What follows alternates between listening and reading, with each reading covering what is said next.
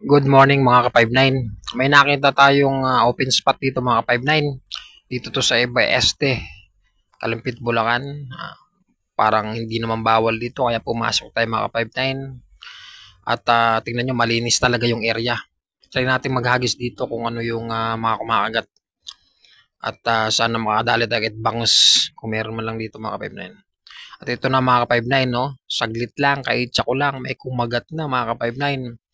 At mabigat-bigat. Talagang hindi ko basta-basta inaangat dahil baka makawala.